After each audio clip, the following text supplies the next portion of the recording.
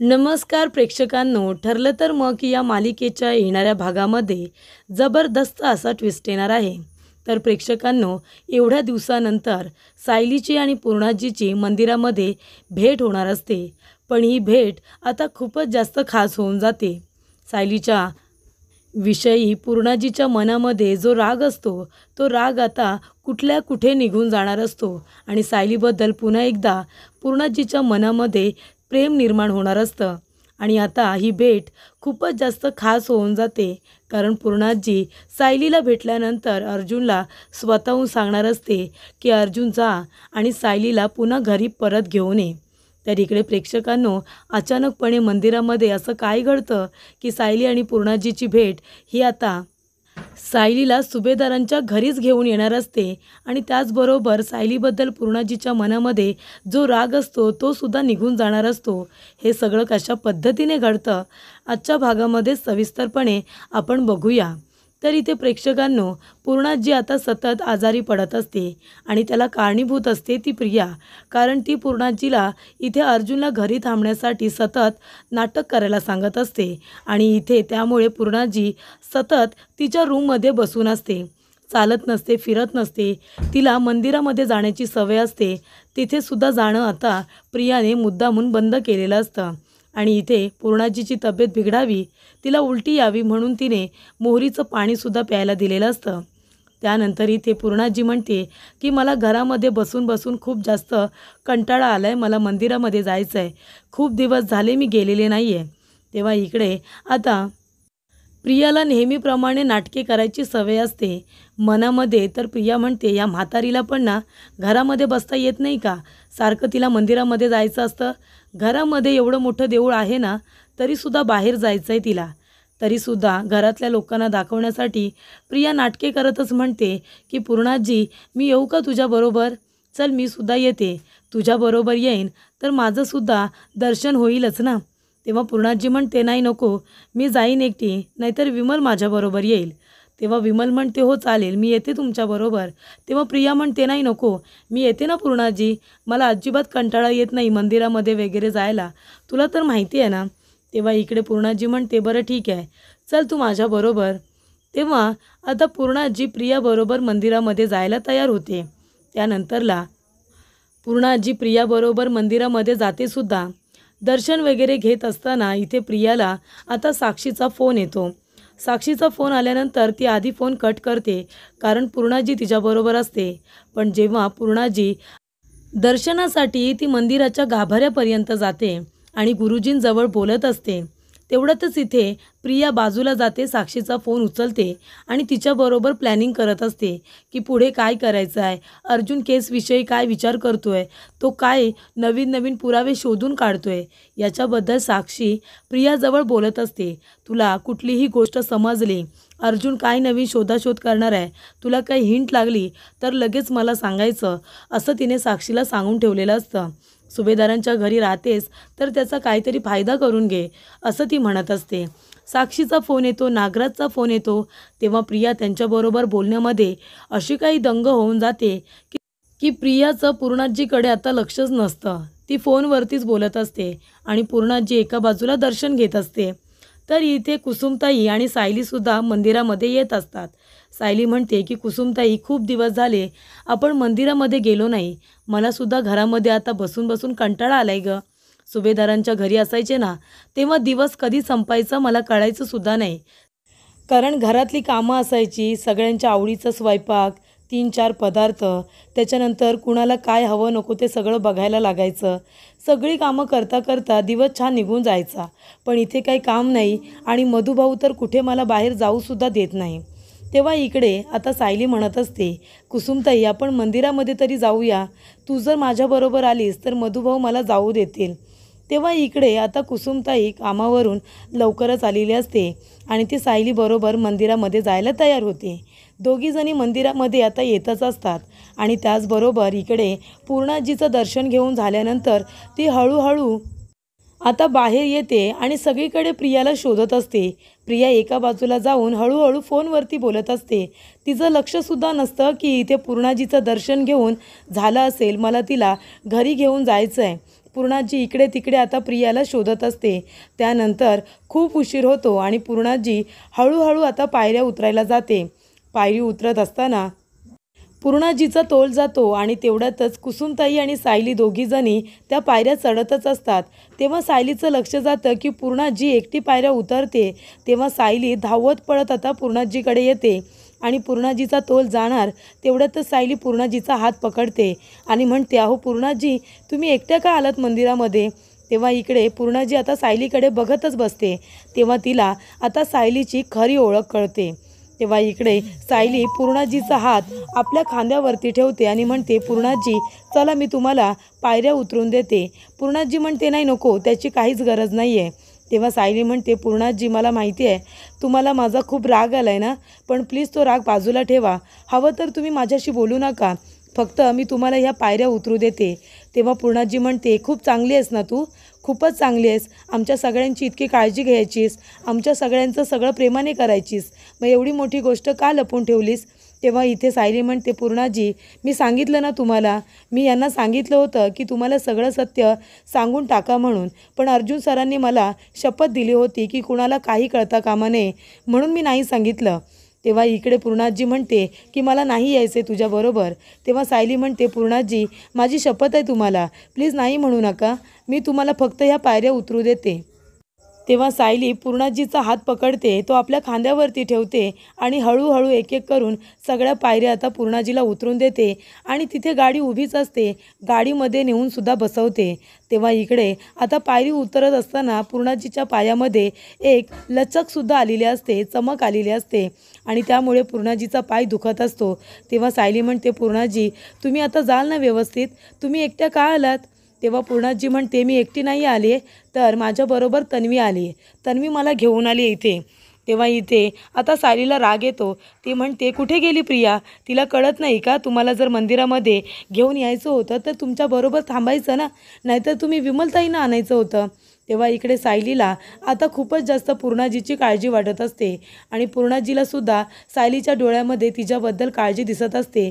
ती इकडे पूर्णाजीची चप्पल स्वतःच्या हाताने तिच्या पायामध्ये घालते, पाय कुठे चमकला का म्हणून बघत असते आणि इकडे ती व्यवस्थित अगदी प्रेमाने पूर्णाजीला गाडीमध्ये बसवते आणि म्हणते, तुम्ही कशात पूर्णाजी, ठीक आहात ना? गोळ्या औषधं वेळेवरती घेताय ना आणि पथ्य पाणी व्यवस्थित पाळताय ना? गोड खाऊ नका पूर्णाजी, तुमचं शुगर वाढते ना म्हणून म्हणते।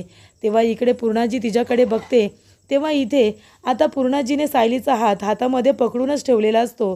त्यानंतर इथे प्रिया आता इकडे तिकडे पूर्णाजीला शोधत येते आणि म्हणते, ए सायली तू इथे काय करतेस ग? हो बाजूला, मी आले पूर्णाजीला घेऊन मंदिरामध्ये, तुला इथे पुढे पुढे करायची गरज नाही आहे, चल पूर्णाजीचा हात सोडून टाक। तेव्हा इथे आता प्रिया पूर्णाजीचा आणि सायलीचा हात एकमेकींपासून बाजूला करते। त्यानंतरला इकडे सायली म्हणत असते, एवढी जर तुला काळजी आहे ना प्रिया, तर पूर्णाजी बरोबर थांबत जा, त्यांना एकट्यांना उतरायला लागलं, त्या पडल्या असत्या तर? बरं झालं मी तिथे होते आणि पूर्णाजींना मी बघितलं, त्यांचा तोल जात होता। तेव्हा इकडे पूर्णाजी म्हणते, तू कुठे गेली होतीस तन्वी, मी कधीपासून तुला शोधत होते। तेव्हा इकडे प्रिया म्हणते, अगं पूर्णाजी माझ्या मैत्रिणीचा फोन आला होता ग, ती जरा मला अभ्यासाविषयी सांगत होती, मी थोडं अभ्यासाविषयी बोलत होते। तेव्हा इकडे आता प्रिया खोटं बोलत असते, ती तर साक्षीबरोबर बोलत असते, त्यानंतर नागराजबरोबर बोलत असते। तेव्हा इकडे सायली म्हणते, पूर्णाजी तुम्ही काळजी घ्या तुमची, मी जाते। तेव्हा इकडे आता प्रिया म्हणते, तू सांगायची गरज नाही आहे पूर्णाजीची काळजी घ्यायला, आम्ही सगळेजण आहोत समर्थ। आणि प्रिया म्हणते, ड्रायव्हर चला, आणि तिच्या समोरून रागानेच निघून जाते। तेव्हा इकडे आता पूर्णाजीला सतत सायलीची आठवण येत असते। प्रिया फक्त वरचे वर तिची काळजी घेते असं नाटक करत असते, पण इथे सायली तिच्या गोळ्या औषधं वेळेवरती देणं, पथ्य पाणी तिचं पाळणं, त्याचबरोबर तिच्या पायांना तेल लावून देणं, मालिश करणं, हे सगळं सायली खूप प्रेमाने करायची। आणि इथे प्रिया यातलं काहीच करत नाही, फक्त पूर्णाजी तुला खायला देऊ का, तुला चहा देऊ का आणि तुला कॉफी देऊ का, याशिवाय ती पूर्णाजीला काहीही विचारत नाही।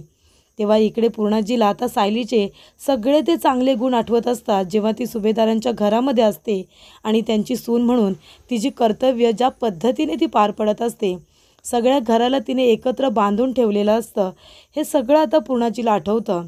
तेव्हा पूर्णाजी म्हणते की चूक फक्त एकट्या सायलीची नव्हती, तर ती अर्जुनची होती आणि अर्जुननेच इथे सायलीला सांगितलं होतं की जर तुम्हाला पाहिजे असेल की मी मधुभाऊंची केस घ्यावी तर तुम्हाला माझ्याबरोबर कॉन्ट्रॅक्ट मॅरेज करावं लागेल. आणि हे अर्जुनने स्वतःच्या तोंडून कबूल केले. सायलीचा नाईलाज होता म्हणून तिने अर्जुनबरोबर कॉन्ट्रॅक्ट मॅरेज केलं. याच्यामध्ये सायलीची एकटीची काय चुकी? सायलीची तर काहीच चुकी नाही आहे. अर्जुनने आधीच सांगितलं आहे सायलीची या सगळ्यामध्ये काही चुकी नाही आहे. सायलीने जे केलं ते मी तिला सांगितलं होतं. ती माझी बायको आहे, आमचं लग्न झालं आहे, हे अर्जुन त्यांना पोटतिडकीने सतत सांगत असतो. सायलीचे चांगले गुण त्यांना सतत आठवण करून देत असतो. तेव्हा इकडे आता पूर्णाजीलासुद्धा सायलीच्या या चांगुलपणाची आठवण झालेली असते, तिच्या प्रेमाची आठवण झालेली असते. आणि पूर्णाजी आता म्हणते की बाद झालं, जे काही झालं ते आता बाद झालं. आता मला याच्यामध्ये ओढाताण नको आहे. मला अर्जुनचं दुःख बघवत नाही आहे. तो आता सतत त्या चाळीमध्ये जातो फक्त आणि फक्त सायलीसाठी. याच्यावरूनच पूर्णाजीला कळलेलं असतं की अर्जुनचं सायलीवरती किती प्रेम आहे. तेव्हा आता दोन प्रेम करणाऱ्या व्यक्तींना आपण एकमेकांपासून वेगळं नको ठेवायला. इथे आपल्या घरातल्यांची फक्त काही सायलीने फसवणूक केली आहे, अर्जुनने पण केली आहे ना. पण अर्जुन घरामध्येच राहतो, मग सायलीबरोबरच आपण चुकीचं का वागायचं? तेव्हा पूर्णाजी अर्जुनला म्हणत असते की अर्जुन, मला तुझ्याशी महत्त्वाचं बोलायचं आहे. तर अर्जुन म्हणतो काय पूर्णाजी?